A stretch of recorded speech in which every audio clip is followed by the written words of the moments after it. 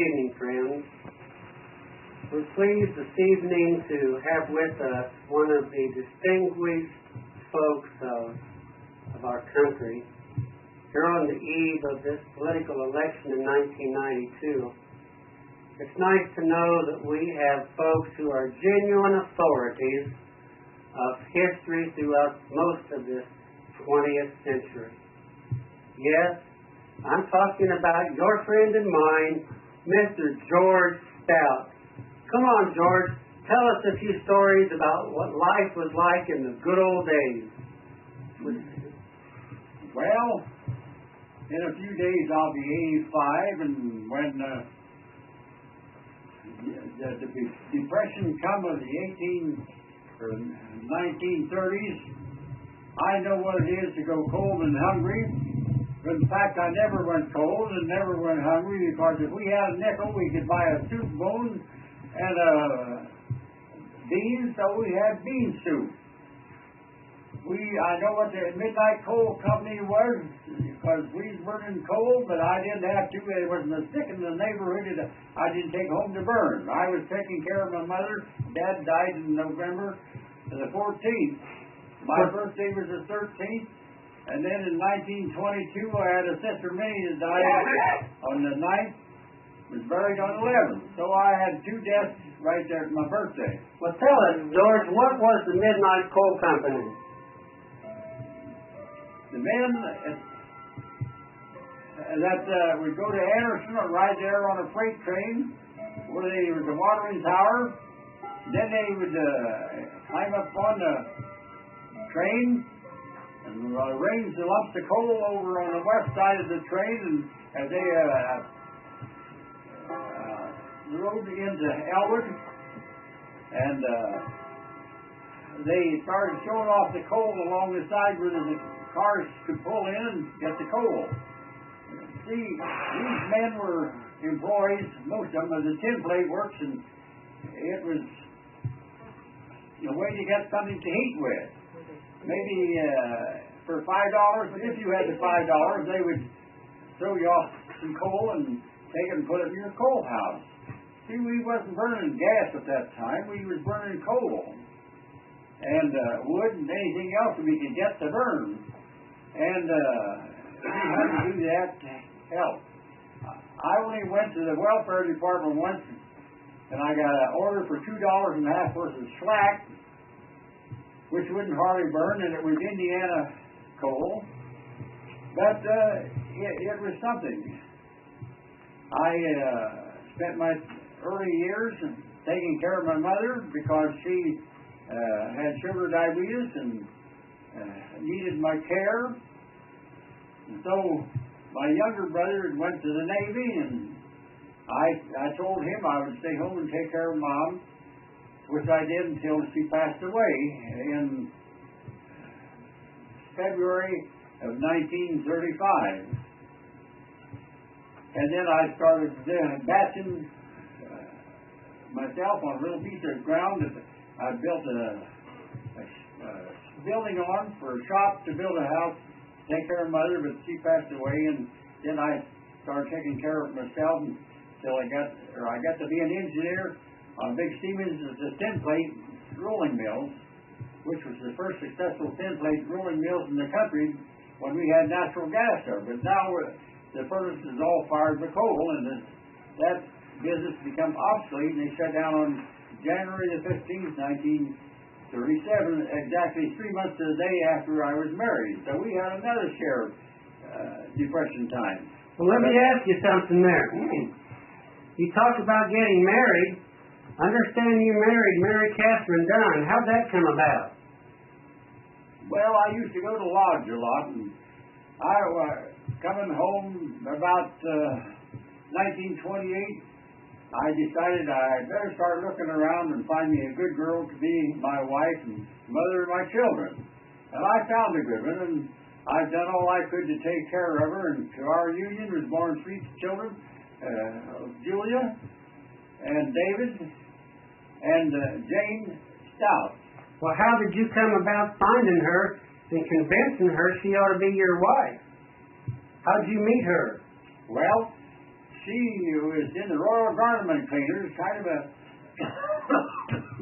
kind of a captive audience, and when I would go to lodge or go down there to get some cleaning clothes, she couldn't run away. And in fact, she didn't want an older man. I'm just a few years older than she is.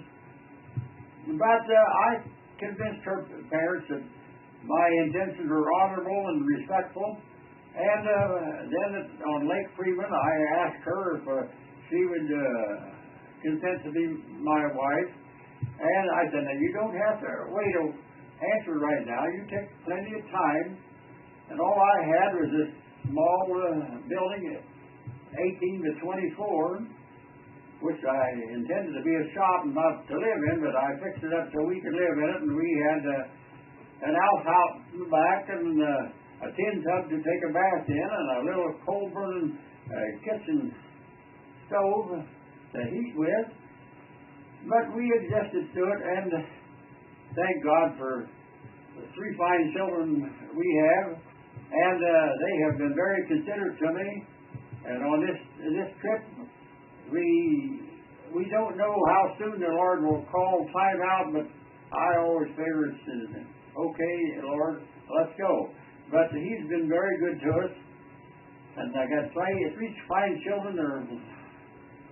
They have learned computers, and grandchildren are soon starting their own way, and I have something to be very proud of. And at this time, I'm kind of getting forgetful, and I've been helped a lot with all my children and grandchildren, and in fact, great-grandchildren, and it's been something that I can always remember. Well, if you proposed to marry Catherine Dunn at Lake Freeman, what in the world were you doing all the way up there from Elwood? And how'd you get there? Well, Alice Frazee, a good friend of my wife's, took us up there, and we was enjoying the scenery, and I just asked her if she would be content to be my wife. I said, I haven't held anything back from you. I want you to know all these things that are going on. And I said, now don't be in a hurry. But after that, we went to a real nice place in Indianapolis, and I bought her a nice diamond ring. And I bought a nice set of silverware as a wedding gift. And she made all the arrangements. Her girlfriends and other girls that were in the sorority, and I guess you know how these girls are. They make a nice show of it. And on September the 15th, 1937, we were married in the Baptist Church at Elwood by Reverend Sage. And my brother John, who was married in 1936, came back to my wedding from at the state of Washington here. And so that's most of it. And to our union, I say, was 2 children are born, and they're all married now and making homes of their own. And we're most thankful for all that. And at my age, I know I'm just waiting for time, and like I say, when the good Lord calls time out, I say, okay, Lord, let's go. Well, whenever you were up there busy being romantic and proposing to marry Catherine, and if Alice Frazee took you up there, where was she when all this was going on? Oh, she was wandering around someplace else a little bit, and we was alone, and I sometimes kid Kate about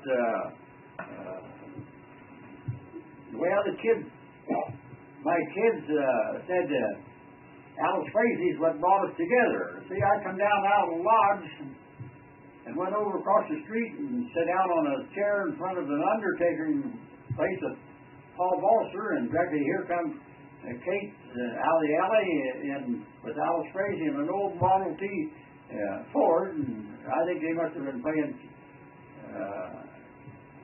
trips to somebody else, and he introduced me to her, and then I later on went to the Royal Garden Cleaners, and like I said before, she's kind of a captive audience, and she couldn't get up and run away from him. She wasn't concerned with an older man. Well, how long did you date her? Oh, I don't know, might have been a year and a half, 2 years. I'm not sure just how long that's been. Well, before you got married to her, and you were a little kid having fun here and there, what are some of the things you did to have fun, or some of the mischief you got into? Well, like most kids, they got into little devil, little mischief, but never no harm. There's the one place I drew the line is a barricade or a red lantern. I never wanted to see anybody get hurt.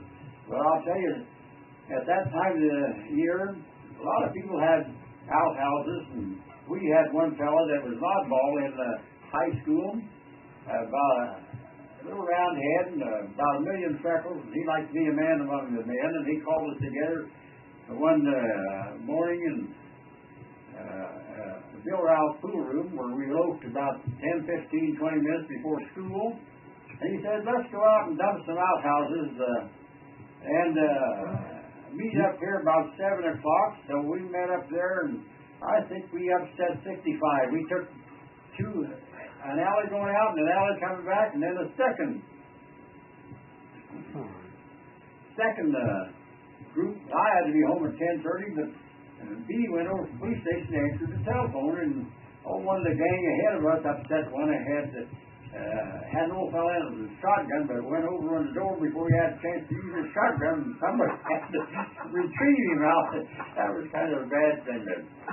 Another thing, when I was in the 5B, see, our school grades in the 5B and 5A, and she was, like most boys, getting into devilment, and she said, tonight after school I'm going to give you paddling. Well, no doubt I deserved it. But I think she came from a straight-laced family that you did everything very proper, like several of the other old maids around the neighborhood. But the other boy and I put a lot of newspapers down their pants, and I never got to paddling. And some time ago, she was in the Westminster Home for School Teachers, probably in her 90s now. My wife has gone over there with another person, and I sent her over a nice box of candy. And I got the nicest telephone back that she remembered me, and she was very considerate of me. And now I'm going to make her a little bitty paddle like they have in colleges, only about 1.5 inches wide, maybe 10 inches long, and it's 5-ply, 1/4-inch plywood with decorative edges. And I'll send that over with a box of candy, or I'll take it over instead of sending it over. And in the end, I'll give her a kiss on the cheek and tell her I'm sending her a paddle that I carved out in commemoration of the promise that she never gave me that paddling, and she still owes it to me. But in the meantime, I'm going to give her this box of candy and a kiss on the cheek and tell her that I still think of her as a teacher that owes me a paddling. Now, I want to tell you something else. I'll backtrack a little bit.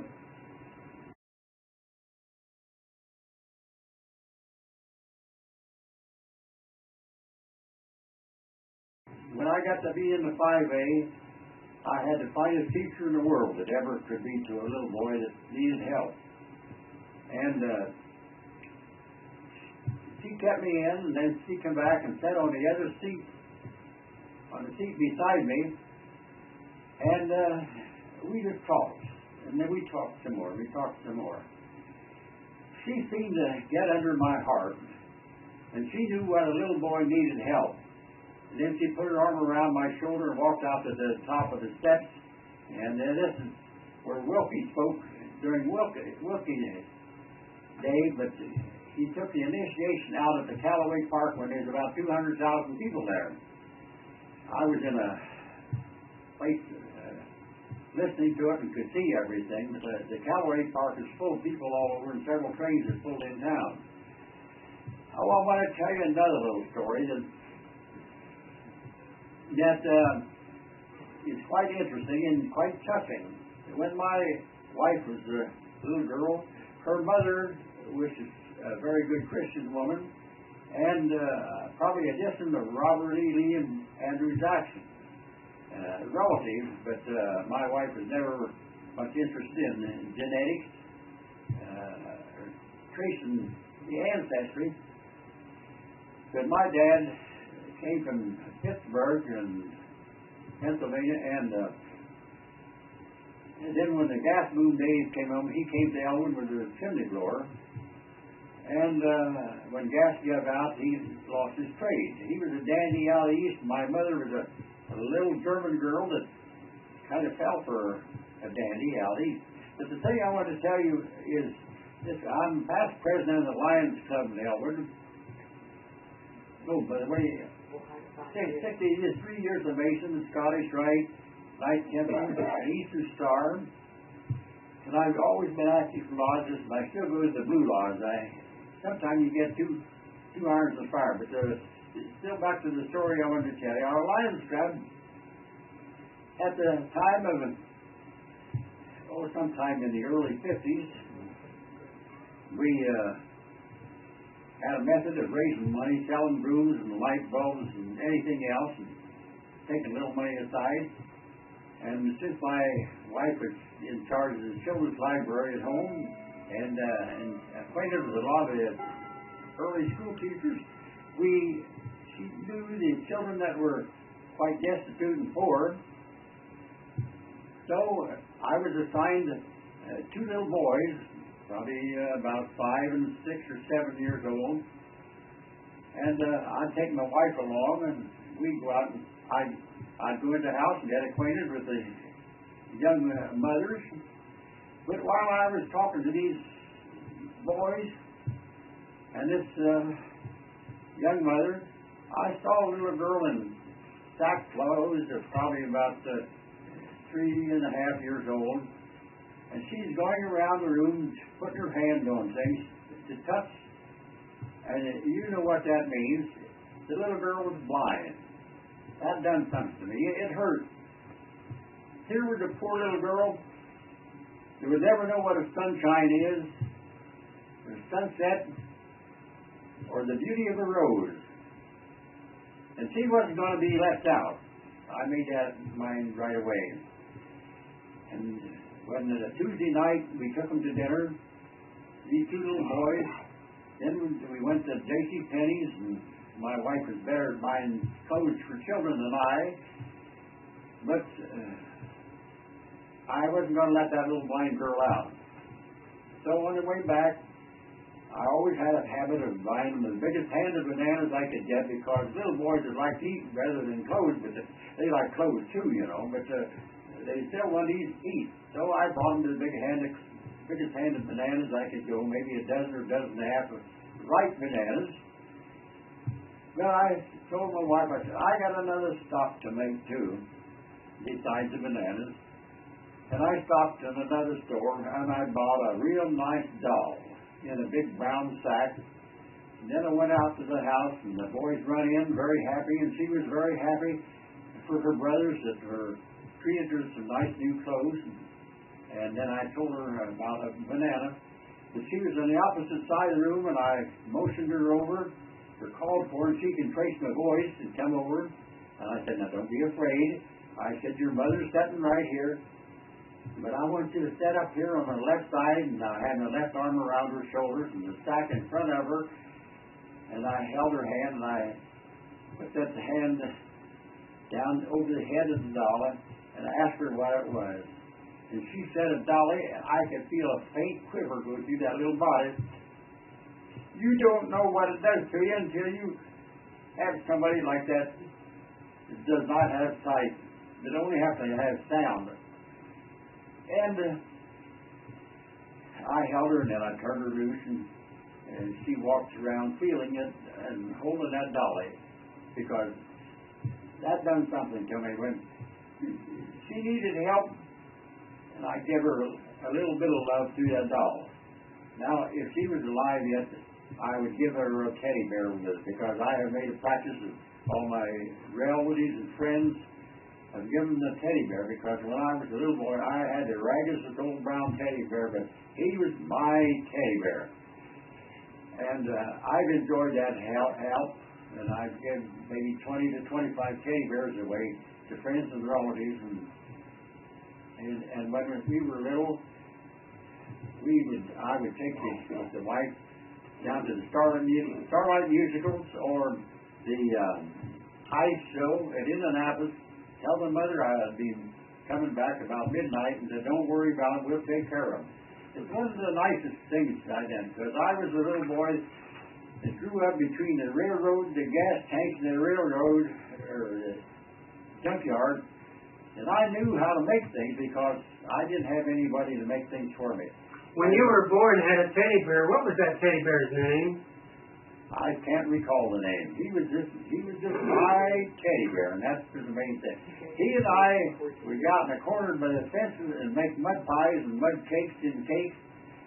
And I could talk to him, but he was a good listener. He never had anything to say, but he was my teddy bear, and we just got along fine. Do you remember where he came from? No. Mom probably bought for me because she knew that a little boy needed a companion, and he was a good companion. Like you say, he was a good listener, but he never had anything to say. Well, did little boy George have some companions that got in mischief with him once in a while? You mean the teddy bears? Oh, I mean the friends you ran around with around Kramer's Pond and up and down alleys and places.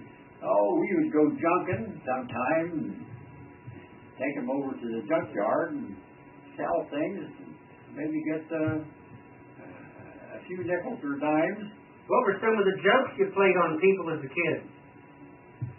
Oh, we'd see what they discarded, and if we could find a nice chunk of iron or a piece of brass or something, we took it over to the junkyard and got a little bit of money for it. And one time, I made a paper baler with a great big screw on the top, and we go to Fraser's canning factory and get this heavy iron out of heavy paper and put in this baler, and I'd screw it down, tighten the wires over. I had observed how these balers made, so I made a copy of them. Done a good job, see. It just kept us off the streets because they had something to do, and I've always learned to improvise various things and enjoy it. Well, what did you and Charlie Sparks improvise at a carnival one time that got a woman all excited? Tell me that again. What did you and Charlie Sparks do at a carnival one time when a woman had this electric wand to give her a real charge? He would remember that, wouldn't he? Well, there was a carnival there, and the platform may be up about 12, 14 inches above the floor, and under a tape. And here was a woman sitting on a chair, and she had a metal rod. She just barely touched people and get a little shock. Well, Charlie was a neighbor boy, and we liked to play around with electricity. Well, there was a time when I could stick my finger in a saw, or in a socket, 110 volts, and get shocked on it. We liked to play around because I thought, well, we might have a little fun with that girl there. Because just being in touch and get a shock, they didn't know too much about it. So I had a piece of stainless steel rod about a quarter-inch and maybe 4, 5, 6 feet long, and I stood up on the platform so I could see the girl, but Charlie was on the ground. He shoved that rod down into the ground as far as he could and held the end of it, and then I took a hold of his hand, and when she was going around the circle touching people's hands with that rod, she had to give him a light shock. When she hit my hand, boy, she jumped out of the chair and took to the back, and Charlie and I took off. It see, it's a wonder the bouncer didn't catch us. Because we would have gotten bounced plenty. But it was quite embarrassing to her, probably, and all them people around what happened to her. But we spoiled her fun then. Yep, that's just, nobody got hurt, but it might have been embarrassing. Yeah. What other good stories do you have to tell about some of the fun you and Charlie got into? Oh, I've been there. When radio began to first come in about 1921, I belonged to radio club at school. We was down there, and Charlie had it was a storage room for canned goods or fruit and vegetables for Mr. Sparks. And it was kind of dark in there, and had two chairs there, and you built your own radio with bakelite, binder or host, and you got an oatmeal box, and you put shellacked it, and then you put so many turns of wire on it, and you get your condenser, and the earphones were kind of expensive, $18. That was a lot of money for boys, but we used to get Henderson from Louisiana when he was given the radio commission of Dickens, and also from KDKA in Pittsburgh. And one time we was in there and it was dark, and he closed the door and some little green lights or blue lights on. One time we was all listening in there, and Charlie liked to have a little fun. There's brass tacks around on his chair, and he pushed the button, and boy, you ought to see me come up. Charlie got a big kick out of that. I think he's deceased now. He used to work at refrigeration around San Francisco, and I went in to see him a few years ago when I was out that way with my wife, and that's the last I saw him. He's got a younger brother, Roscoe, that went to Purdue and finished up as a major, and I don't know whether he's still living now, but there was 5 boys in that family, and I was acquainted with all of them, and they were hard working, and Roscoe went to Purdue, and he was in college at 34. But you know something about steam engines, don't you? Yes. This, in our little part of the country, was natural gas was discovered in about 1888, and it brought a lot of industries around, and the first successful template was in Elwood, the American Sheet and Template Company, known as the Carnegie, Illinois. And as a small boy, I always liked to play with steam engines. I wonder I never got my head blowed off playing with them like that and making a little boiler out of a little oil tank. But I guess the kind of the good Lord looked over me and watched over me. And when I was, in the May of 1928, I started on the structural steel gang, and I learned to burn, weld, and climb, and drill or drive hot rivets. But the depression come along, they got off, and I did electric work in 1930, and later on I went back to work at the coal rolls as a grease boy in the coal rolls at the beginning again. I talked to Fred Lloyd. He helped, I think, when I was made a master mason. And a very kind gentleman, and I told Fred, I said, I'd like to run that engine. My engine had about an 18-foot flywheel and probably about 12 inches across, and big spokes down to the hub. And it was a cordless type engine. The top of the cylinder stood a little better than 6 foot. I think it was about a 36-inch bore and a 42-inch stroke. And he told me one day, he said, George, I want you to run that engine there. Well, that was quite an honor and a trust. And I wasn't going to disobey that. And I was proud to be that way. Everything that the template made went through the rolls that my engine was running. It was 6 triple sets of rolls. the rolls had been, the steel from the bar mill had been rolled out real hot 2 or 3 times. Then it was later on sheared to size and pickled to a sulfuric acid bath, and then it's annealed first. And it stayed in the furnace on the annealing pots for about 3 days till it came out a bright red. And then it sat in the cooling room, in the annealing room, and then later on it was opened up and pickled again, or opened up and run through the cold rolls. That was the ends of my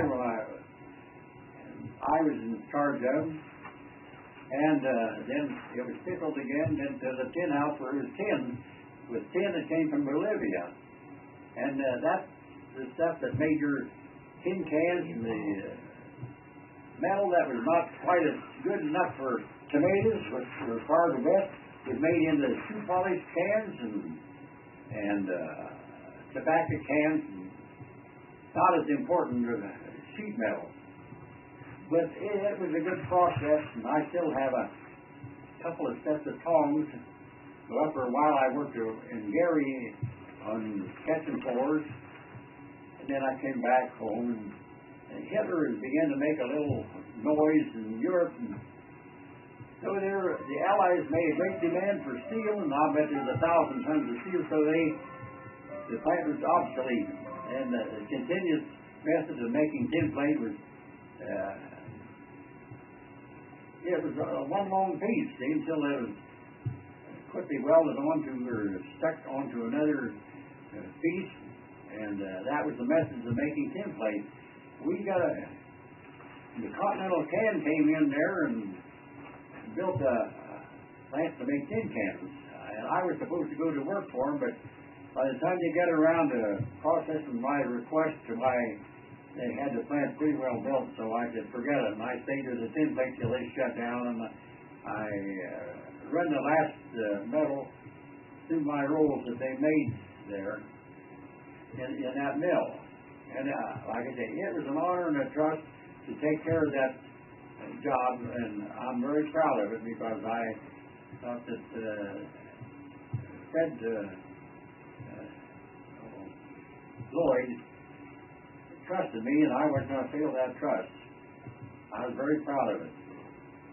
Tell me something. What was your mother's name, and where was it she came from, and your dad too? August Münchenberg was her dad. He was German, and he served his turn in the Franco-Prussian War and was awarded an Iron Cross. And after about 1880, or a little before, he came to this country and settled in Pittsburgh, Pennsylvania. Now, if there's any people by the name of Stout, or Stout, S-T-O-U-D-T, around Pittsburgh, please get in touch with me, because that's where the ancestry originated. And Jonathan Stout, I think that's his first name, was my dad's mother's, he was a glass blower, chimney worker, and came out to Elwood about 1892 when Macbeth Evans brought about 365 employees to Elwood, and he worked in the blowing room where they blowed chimneys by hand. And my mother had earlier worked at McCloy's glass factory and transferred to Macbeth Evans, the factory there, and they made tumblers with their chimneys, and they cut them off from his face, and she fell for this dandy. Dad had a top hat and a good goatee, beard, and she fell for that dandy out east, but when the gas gave out and he only had one trade, so he went down then. He put his money in good investment, but it was liquid assets, and then when he got through, he threw the bottle away. So you know what happened to him. But, I'm number 5 of 7 children, and I just felt had a soft place in for somebody that was sick that wanted. That was very diplomatic, Papa. Well, About your dad. it was quite diplomatic, but you got the reason to know what happened. So this is to say, if you was down with booze, I wouldn't pick you up. If I had a bucket of cold water, I would sure let you have it. What was your mother's full name? Bertha Christina Minchenberg Stout. Okay. How old was she when she came to this country, or came to Elwood? 7 years old. 7. Yeah. And your dad's full name? Bertha, no, I can't think of his middle name. It was, his dad, I think, was a minister. And how it turned out to be that way, I don't know. But I think Your dad? My dad, it turned out to be the black sheep of the family because he came from a real good family in Pittsburgh, but he was never acknowledged it, and he got mixed in with these older class workers. And what was his name? What was your dad's name? Emil. Emil what? What was middle name? What was the Jesus? What was they called him? And that was his name. I can't think of who it is. I'm getting forgetful now. But okay, now see, what are the names of your brothers and sisters? Joe, Felix, Minnie, and Mary Marcus, Ida, married 2 or 3 times, Dave Chase, Mabel, Orrin Holtzclaw, and George is me, John, that served in the Navy during the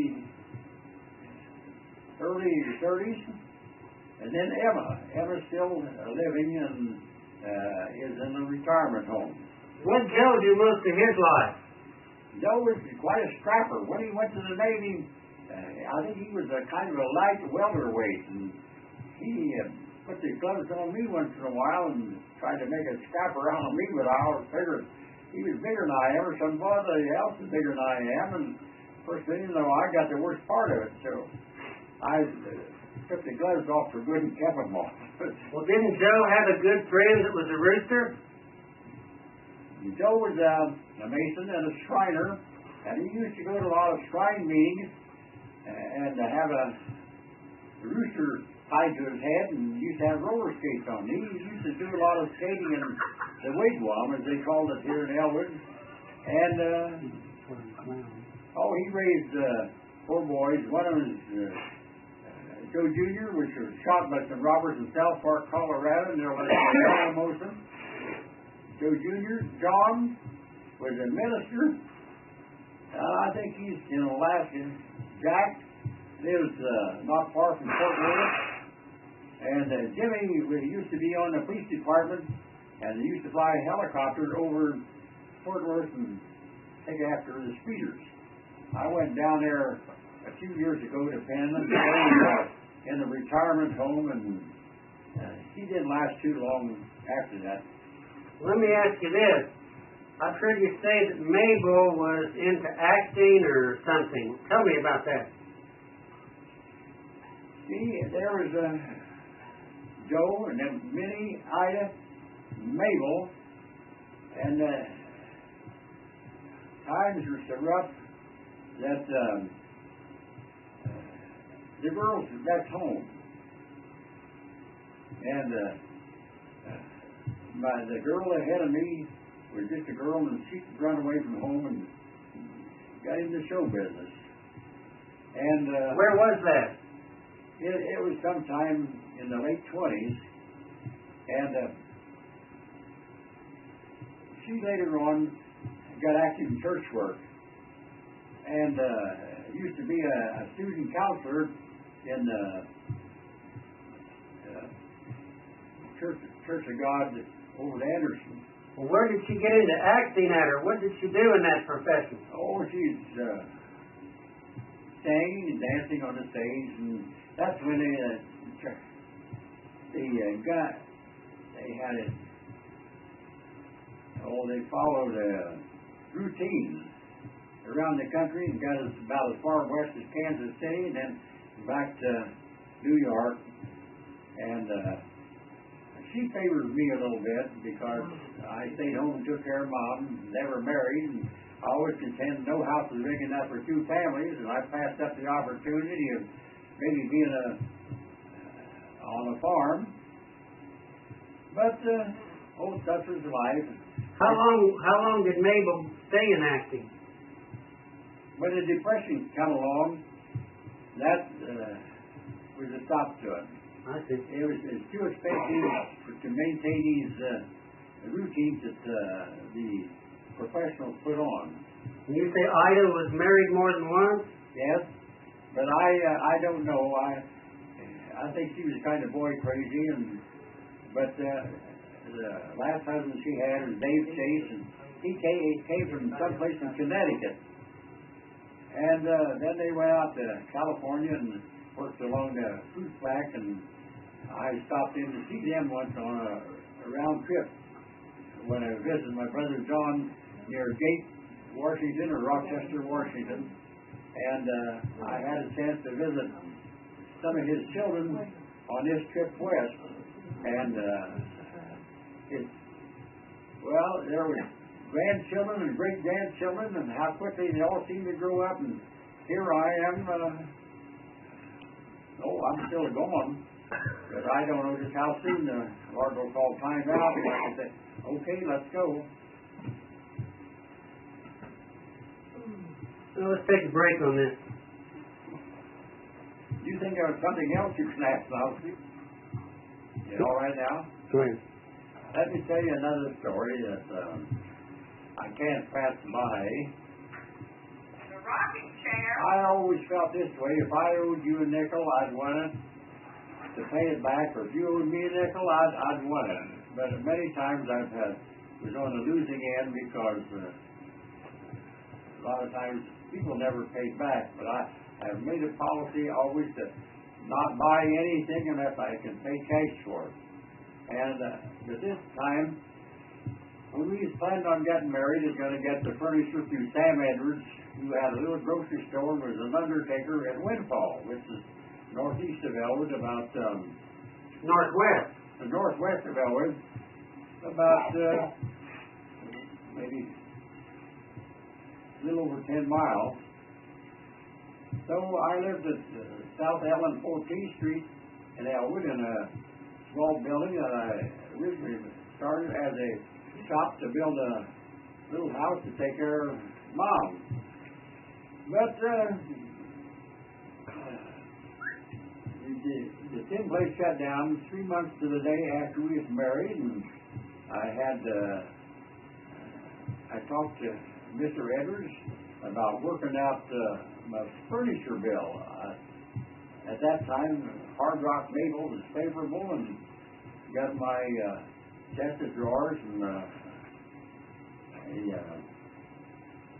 dressing table and a Windsor rocker in our bed through Mr. Edwards.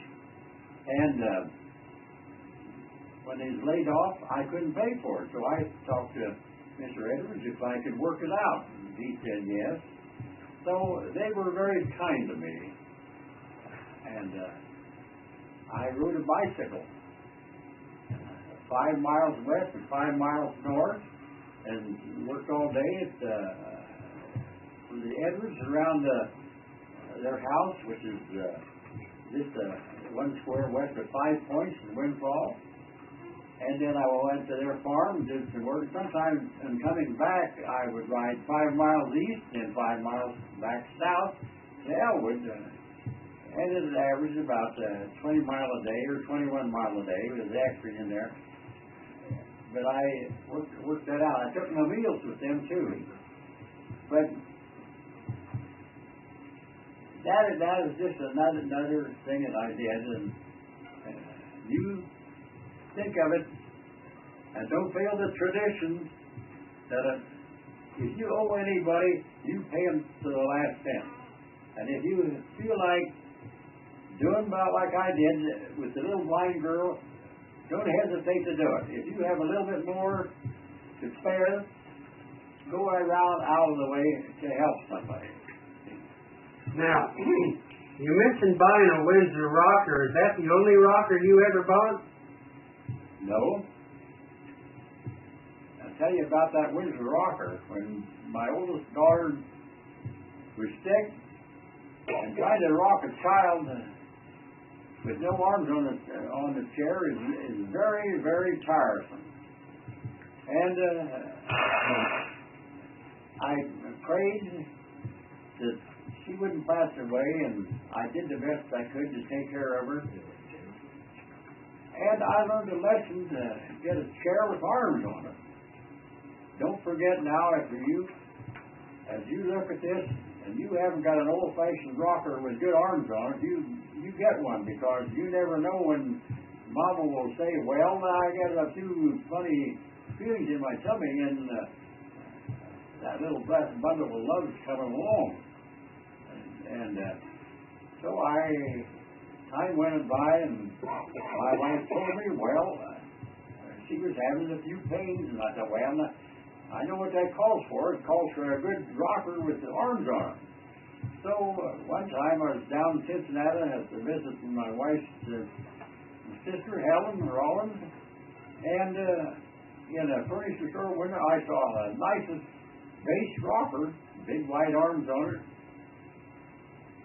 and I told my brother-in-law to have them to send it to me and pay for it, not pay for it. Then came that nicest rocker you ever saw, and with a good base rocker on it, maple, very serviceable.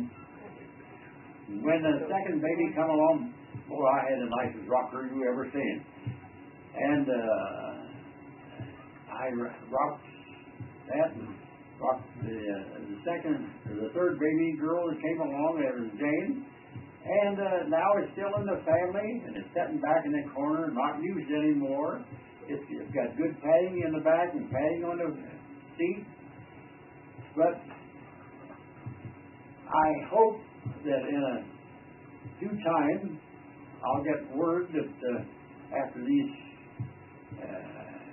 my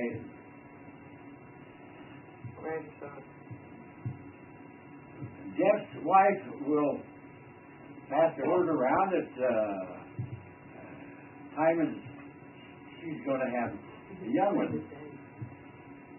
But that rocker's going to be ready for him, and it's going to be nice to, as a tradition, to pass down through several generations, and I hope each one will do what they can to take care of it. And I feel proud that I can pass that on, and it'll be a family tradition to pass it on through several generations and keep it in the family. And there's a history of that rocker, how it was paid for. Anything else, David? Tell us about some of your most vivid memories of Julie's childhood.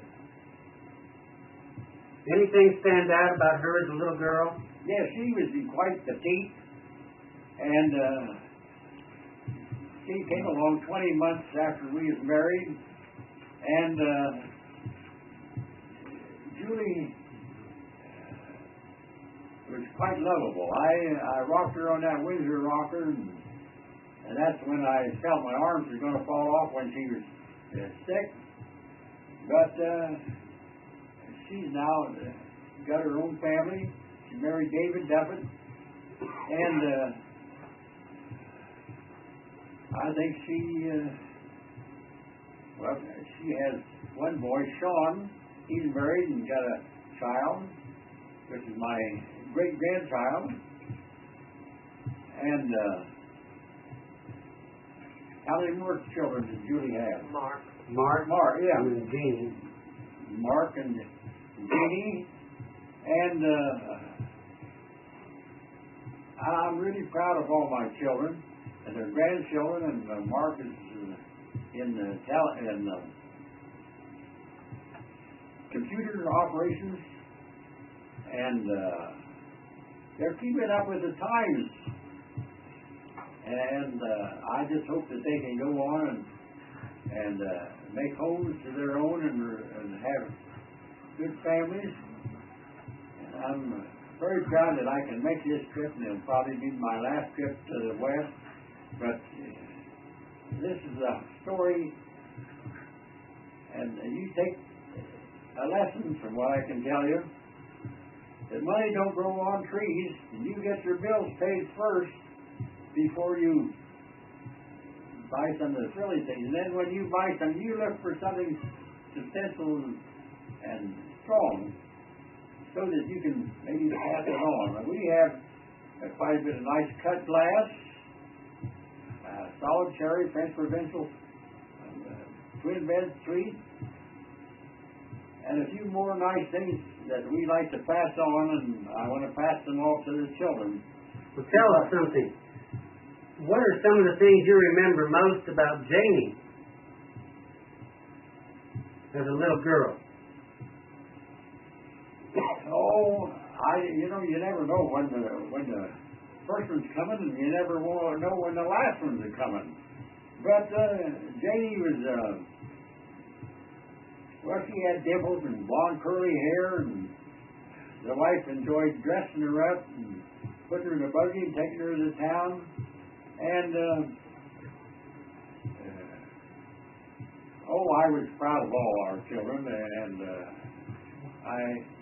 I don't think I went out of the way to do anything. Oh, one thing that kind of bothers me, when David was a little boy, and he must have been standing on a number 10 tin can on the yard, and he jumped off and broke his toe. And it just kind of bothered me when that little toddler went around there and broke that toe and was bandaged up. But yeah, I think it healed up and got along all right. But we didn't have too much at that time. But I went to pay my way as I went, and I paid my 8 acres off in 2/3 the time, and to this day it's never had a nickel against it, and it'll make a nice development. It will be for 34, 50-foot lot, if, that's what I say, if we ever divided up into 50, but 50 wouldn't be enough. It'd take maybe 80 acres to make or 80 feet wide to make a lot in there, and it's now at South Allen 14th Street, and it remains to be developed. Elwood is on the downgrade, but I think give it another 10 years, it'll pass that and then start back, because all this territory north of Indianapolis, along 37 or 31 is growing and developing, and maybe it'll be for the next generation or two to see what they can do with that. And then it's got a deep interceptor store, and right now I have a good tenant in that little house, and I've done a lot to fix it up, and I hope I can pass it on to the children, or let them see what they can do with it, or pass it on to a developer, and let the next person do what they can develop it. Well, you mentioned Road 37. Out there by 37 is the airport. Tell us about your first airplane ride. Well, the Humphreys, I went to school with one of the Humphreys in 1927. I was always interested in airplanes, and so I told the Humphreys, and they came down by and cost me $3.50, took me a ride, farm. They landed on a farm. What kind of airplane was it? Open airplane, is an old World War I plane. They came down and picked me up and took me out a mile and a half north of town, and the field wasn't any too big, but they had a regular pilot. They couldn't get a license to fly it themselves, and he took me up, and I said, now don't fasten me in, but first thing you know, he began to dive, and I started slipping down from the bottom, and when he was flying up there, down from the northeast to the southwest, the wheels in the plane hit some high tension wires and flipped the plane around. It took a nosedive down, and no, that wasn't with me. That was with the Humphrey children.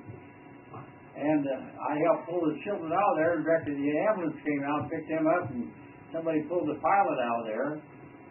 But that was my first airplane ride, and since then I've flown across England twice, and I took Kate's brother a ride, I think before we were married, and he was a pilot in the Air Force for a while, as well as my son David was in the Vietnam War and flew a KC-135, and he has quite a number of pictures of refueling fighter planes. In fact, I'm very proud of our family's military history. Let me ask you this. I didn't get it clear. Did Humphreys give you your first airplane ride? The plane belonged to them. To this pilot was the only one that was pilot. It didn't tear the plane up, but it had to be towed into the shop and repaired. But you flew with them that day, though? Yeah, I flew with them that day. How old were you? Oh, I don't know, about 20 years old, or maybe a little less. I don't remember the date or the time. What about your first motorcycle ride? Well, I had an old twin Excelsior about 1978 when I was working with the tin plate. The engine went into the factory to be rebuilt. I was never much of a mechanic on fixing motorcycles or automobiles. But my friend Charlie Sparks had a Henderson, four-cylinder Henderson, and I was hanging on the back of there about 92 miles an hour. That's just a little bit too fast without goggles and hanging on the back of somebody else. But I could never get more than 72 miles out of mine.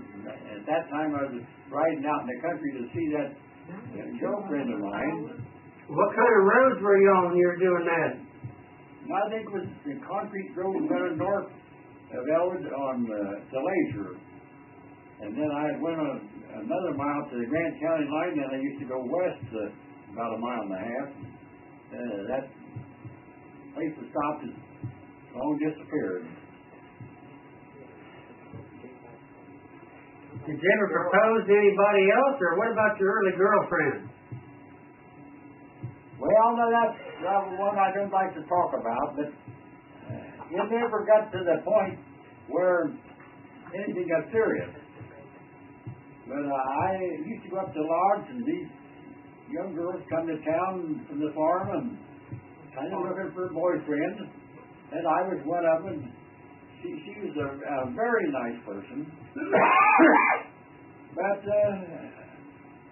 when she'd come to town, I'd be there standing in front of the Masonic Hall, and she'd come along, and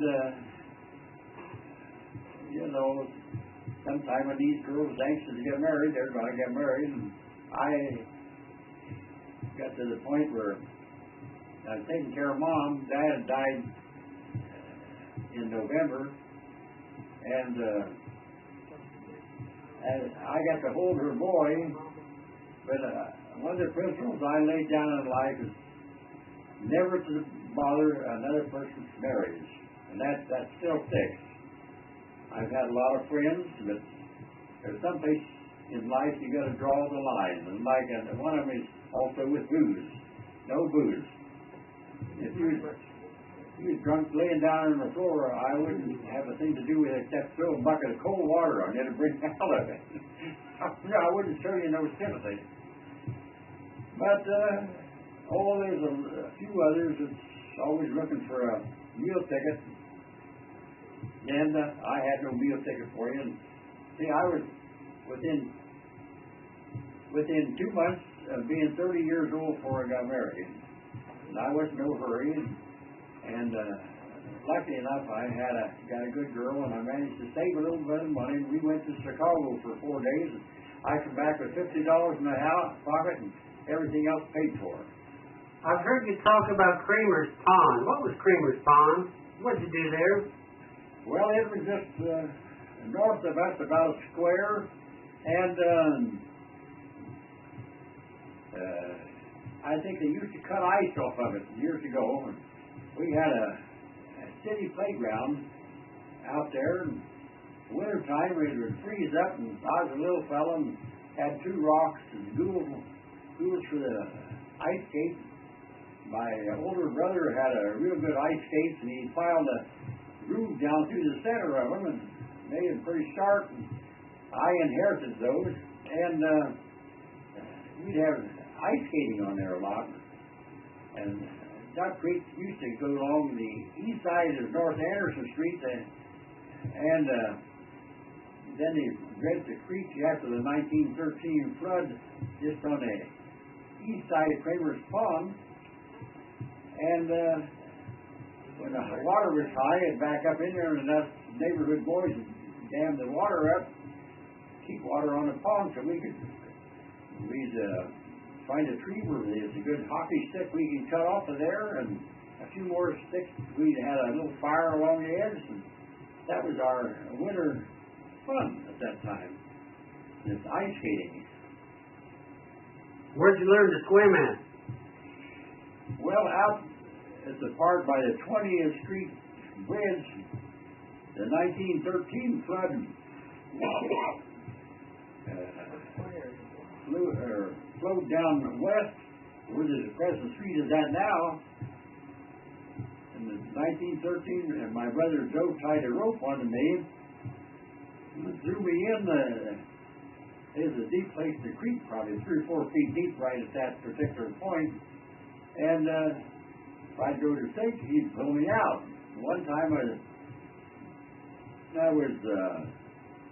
went over the Callaway's ground there, just northwest of there, and picking up hairs that had fell down. And some elderly man came out, and I prayed maybe he'd say something to me. He said, "Oh, he didn't mind. I picked the pears up off the ground." And he said, "Some of these days you boys will have a nice place to play." At that time, I didn't know what he meant. And what it was, he was going to give the city 40 acres that indicated Callaway Park. And that's the park that Wendell Willkie made his acceptance speech to be for the election of President of the United States in about 1943.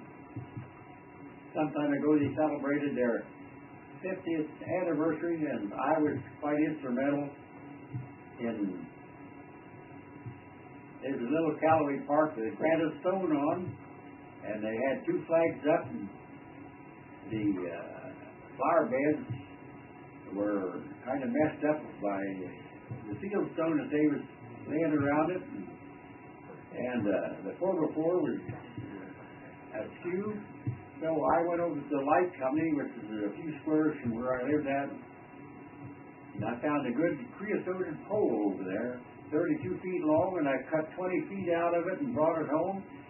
And then I drilled a hole through the top of it, about 8 inches down to the end, and forced a 1-inch galvanized pipe. I wanted to get a stainless steel there, but the electric company had the equipment to drill the hole about 5 feet deep and about the diameter of the post, and had the equipment to lift the thing up straight. I carved out of a piece of cypress and used brass screws and stainless steel around the edge, and I made a sign for Willkie Park. Before you get out of breath and get too tired, what did you think when you went to the hospital and saw that you had a little bitty baby boy? I was very proud of it. He just came along nice and said, "You know, when the order is placed in, you can't send them back, and you've got to accept them." And I was very proud of 3 of mine. And being a working man's son, now maybe David won't like this very much, and this life with my brother John, I never got to have all the schooling I wanted to, and I've never forgotten it. But I was always ready to read, study, make things, and when this little boy come along, I thought, oh boy, I got someone to carry along the name. And I've always been kind of partial with little girls, especially the ones you could rock or hold in your arms, or they'd take a hold of your little finger, and your little toddlers about year and a half, 2 or 3 years old. Oh, I always felt God never made anything better than a little girl, but my wife is kind of partial. She said, well, we got to have little boys too. I said, oh, I guess so, but they'll get into the devilment like I used to do. But I think they've all turned out very well. Makes me real proud to know it. What were some of the things that Dave did that he got into trouble? Oh, he might not want me to tell you them, but it's all right. At one time,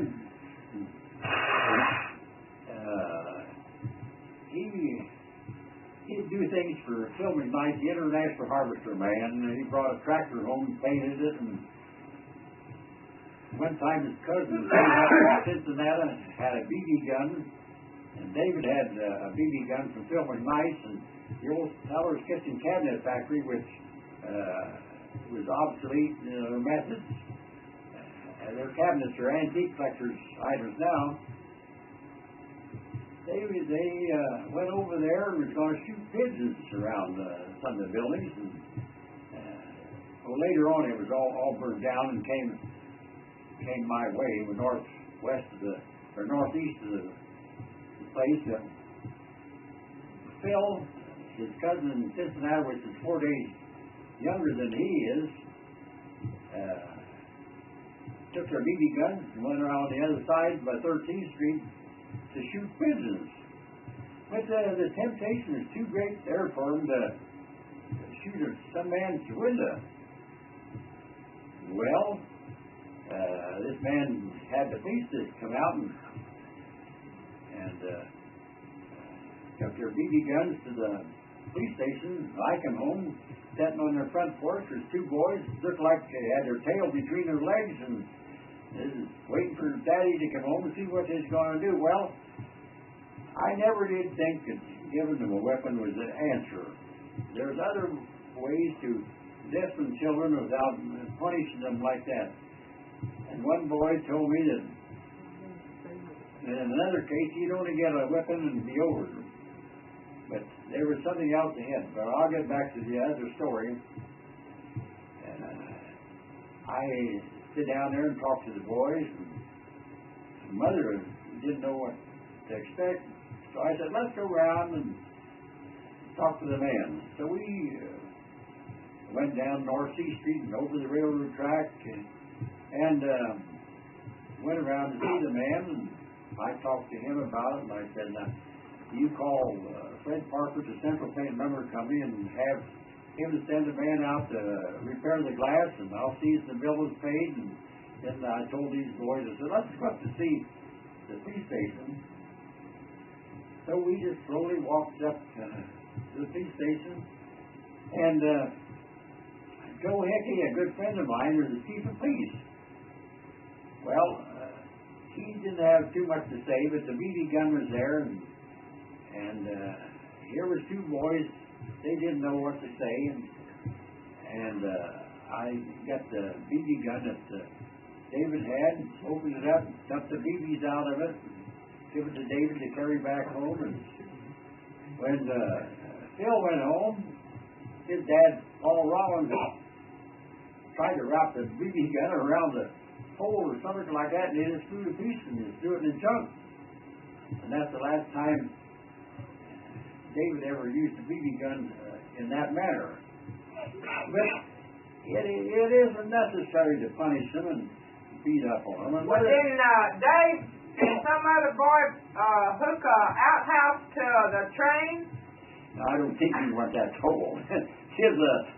Were you lying? There was an old Navy an old army man. He was a cook. He lived across the street, Melvin Huggins. And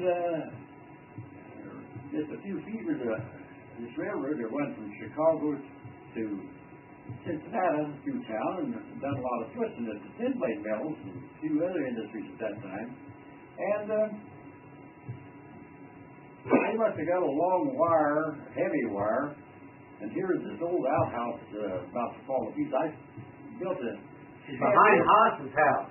Beg your pardon? The outhouse is behind Haas's, right next to Melvin. Yeah. The railroad running an angle and up over the bank. The freight trains had stopped there, and I don't know where they got the wire at, but Over at Sellers. it's some kind of guy wire or heavy wire. And the outhouse is about to fall to pieces anyhow. On the lower ground, I didn't know anything about it, or I'd said something about it, but he had a little fun doing it too. They passed this wire to the outhouse, and later on the train started up, and I don't think it lasted very long, but I don't know. I've never heard anything more about it, but I think it fell to pieces before it went very long. And probably we never said anything about it because we didn't want to get into any trouble about it. But it's just like there's a young woman had a Volkswagen. They went over there and lifted that thing up and set it up just an inch or so above the street. And she went out there and tried to come, the thing wouldn't roll. You couldn't imagine what was the matter with it. So I guess she got somebody else to look at it, and she found the wheels weren't being down on the concrete. But no damage was done. It was just one of those things. Remember this time we hooked water up in the street up on Cornfield Cave? Yeah, there's along about Halloween time, there's one of the fast women that lived around the corner down the street a ways, and she'd come by our place. And when we moved down at North C and 14th, and they Bobby Nice and I. Yeah, Bobby Nice. Wasn't it? Nice, Bobby Nice. Yeah, Bobby Nice. He's a reporter now in advertising. And they must have been upstairs and hanging on a tree with a bucket of water, and this woman come along, and they had a rope tied to it, and they dumped a bucket of water after her. What a nice in the road. I think she turned around and went back home. What did she do? Like that. Always just one of the little things that kind of taken after his dad, I guess, for devilment. Did she come up and tell y'all that they had done it? Beg your pardon? Did she come up mad and tell you that they had done it? No, they never told me they had done it. I never knew anything about it. I don't even know where I heard of that. But I used to take 2 buckets, like number 10 cans of water, and tie a rope on them to the lid and full of water, and somebody walking down the center of the sidewalk could hit that rope and pull them in against their ankles and shoes. But always just one of the things kids do. At least we had a little fun along. It isn't like the kids today that and that one that they got into. But well, what did you used to do? I heard you used to do something to dogs. oh, the dogs get after you. We do it then. We had a lot of stray dogs running around, and once in a while you catch one of them dogs, and these older boys would do it, and that's where I learned it at. They'd get 2 dogs and tie their tails together, and boy, you ought to just see the fucking barking. And then another stray dog, we'd take a heavy cord and tie it to their tail, and then tie a tin can on it, and that dog would take off like a bolt of lightning, that old tin can bouncing after him, until that heavy cord would come loose on his tail, and he was free from that tin can. I thought you'd put a wiener on the back. Beg pardon? I thought you would put a piece of meat or a wing or a hot dog or something on their tail. Oh, that was another thing. We'd get a little dog and tie a string or a little cord, maybe 3.5, 4 feet long, and on the front of it would be dangling in front of the dog's nose. There's this piece of meat. The dog would see that and he'd start chasing it. He'd chase it again and run into things, trying to get that piece of meat. And I think later on the meat fell off of him. The dog did get the meat, or the dog would come back and we'd take the stick off his back. The dog was never... You didn't hurt him, did you? Beg your pardon? You didn't hurt the doggy? No, we never hurt the dog. But back in them days, the police would find a stray dog and try to catch him. We didn't have any dog catcher, and I recall one time that he saw a stray dog under somebody's porch. But nowadays we got a dog catcher, and he treats them pretty good, and they feed them, take care of them. They got a dog pound out there at the city barn, and they're all taken care of anymore. Yeah. Didn't Bill Ryan help you do something with a bicycle race once? Yeah, I was in a bicycle race down at Callaway Park, and we put a 10-inch sprocket on the bike. I could take a bicycle apart and put every part back where it belonged, because I enjoyed tinkering with them. I'd kind of make my own bike, but Dad wouldn't buy me one. And put this 10-inch sprocket on. And I went out there and practiced riding around and see what I could do, and kind of got tipped for it. But I came in number 2 on that race, and I don't remember anything more about it. Oh, I'll tell you what I think about it. We had a greased pole, and on top of this greased pole, which is about 20 feet high, was a $5 bill tacked on there, and asphalt grease is all over this pole. And I tried it a time or two, but I was never lucky enough to get anything. But after all the boys was climbing around this pole, then some kid in the back, he'd climb up over all the other people and get the $5. we learned the hard way, getting all greasy and dirty and never getting anything out of it. I heard years ago some kids got involved in taking a car apart and putting it on the school or doing something like that. Is there any truth to that? Tell me that again. Seemed like I heard some boys took an old Model T apart and put it together back on top of the school or did some crazy thing like that. Well, I never got involved in that, but something almost as good. Back in them days, farmers' boys, they wasn't to be left out of having a little fun once in a while. And, they would take a buggy apart, get a ladder, and get up on top of the barn or something like that, and rattle around real hard and get the buggy up there, and then they'd put the wheels back on it instead of the straddle of the barn. And then the next day they would wonder how they'd get up there until somebody said something about it, and then it wasn't as much fun going up there and taking it down. Well, I'll tell you another good one. If I was around there, I'd been in on that, but northwest of, within 2 squares west and about a square north was Fraser's canning factory, and it must have been along about 1922. And Matt Derry was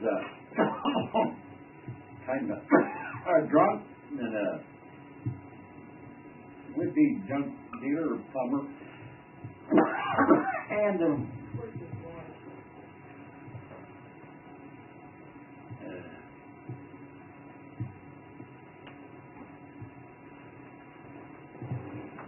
he was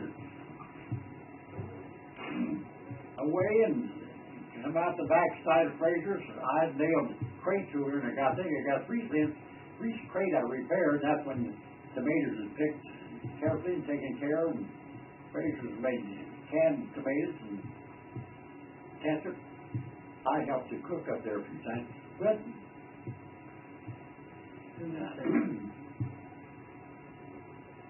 these fellows have been whitewashing inside and preparing for the spring pack of tomatoes and ketchup. And fellows got out in the back and they didn't know what to do or had the streak of ornament in them. And they whitewashed that brown horse as a whitewash. Matt came home. I think he had a few drinks, and he looked over there, and there was a white horse in that field there. And the horses kept in there to keep the grass down, and it belonged to the gas company where they had to make steam to keep the water on the gas tank from freezing. And he couldn't understand why that his brown horse was white. He didn't think it was his horse, but he called it. The horse come to him to the fence. He went over there. And some boys had told him that some men at the Fraser's Canning Factory that was whitewashed his horse. And he called the police out, and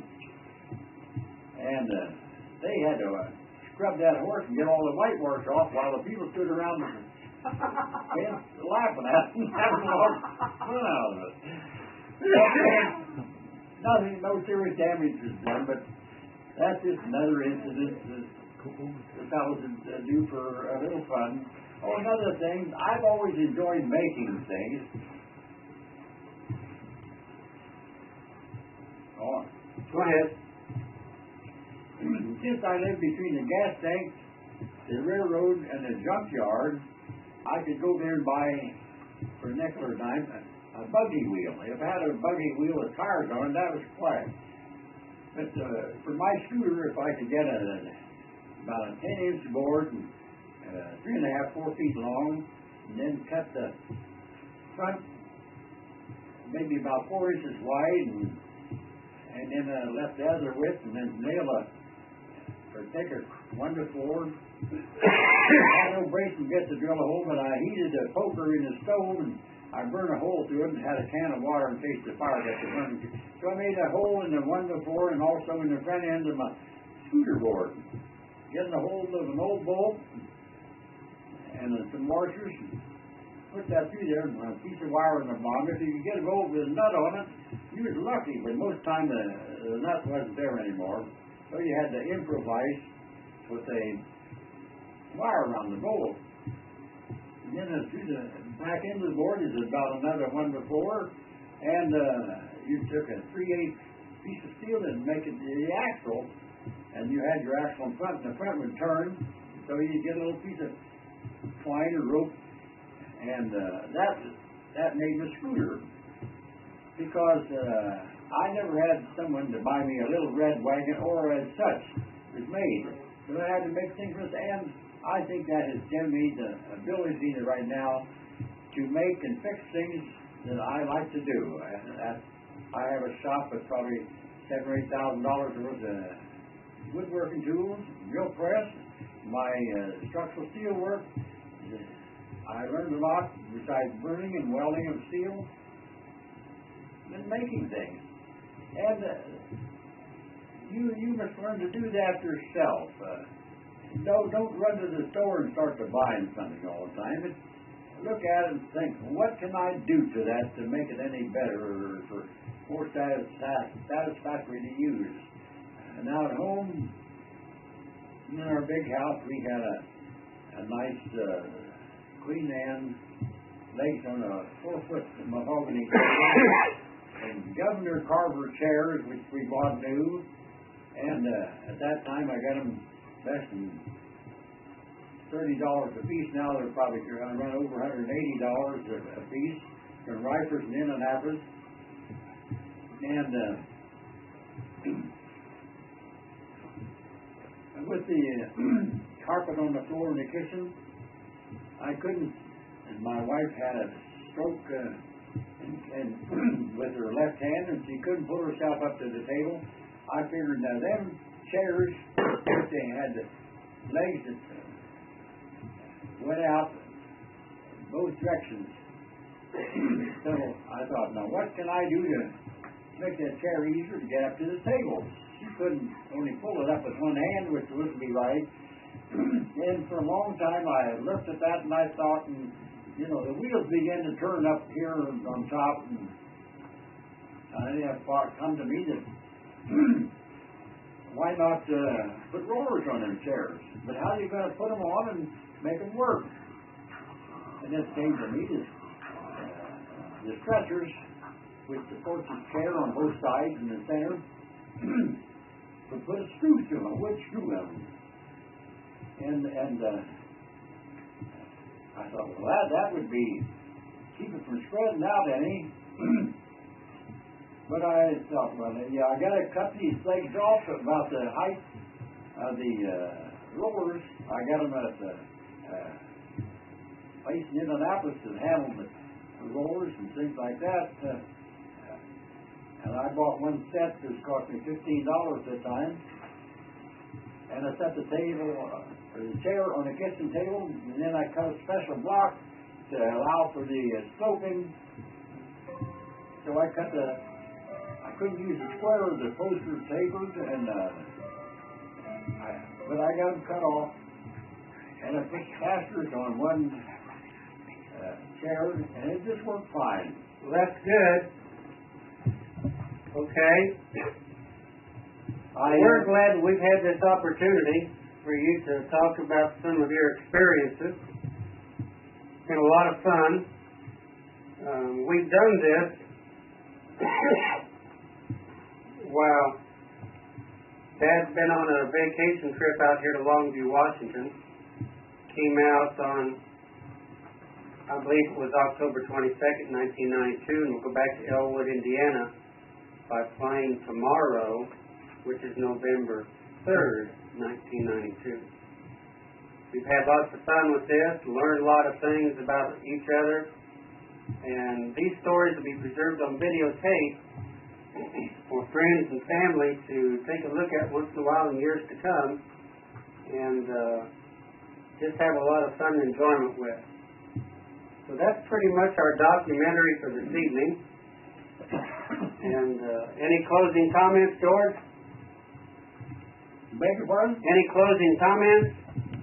Well, I was glad to leave these memories with you.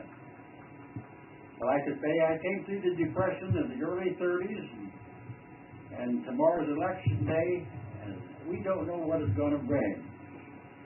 But, friends, we must keep the faith. And it may be pretty hard, and it may be beans in the soup bone, but keep the faith.